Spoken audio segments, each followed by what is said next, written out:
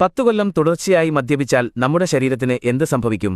ആദ്യത്തെ കുറച്ചുനാൾ വലിയ കുഴപ്പമൊന്നും തോന്നില്ല. പക്ഷേ ശരീരം ഉള്ളിൽ പണി തുടങ്ങിക്കാണും. വല്ലാത്തൊരു ക്ഷീണം, രാത്രി ശരിക്കൊന്ന് ഉറങ്ങാൻ പറ്റാത്ത അവസ്ഥ, എന്തിനെങ്കിലും ഒന്ന് ശ്രദ്ധിക്കണമെന്നുണ്ടെങ്കിൽ അതിന് പറ്റാത്ത സാഹചര്യം. ഇതൊക്കെയാണ് തുടക്കം. 3 വർഷം കഴിയുമ്പോൾ നമ്മൾ അകത്താക്കുന്ന വിഷം പുറന്തള്ളാൻ പാവം കരളൊന്ന് കഷ്ടപ്പെടും. കരളിൽ കൊഴുപ്പടിഞ്ഞുകൂടും. ഫാറ്റി ലിവറിന്റെ തുടക്കം. നെഞ്ചരിച്ചിലും വയറ്റിൽ ഗ്യാസ് നിറഞ്ഞതുപോലെയുള്ള അസ്വസ്ഥതയും പതിവാകും. നമ്മൾ കഴിക്കുന്ന ഭക്ഷണത്തിലെ ഗുണമൊന്നും ശരീരത്തിന് കിട്ടാതാകും.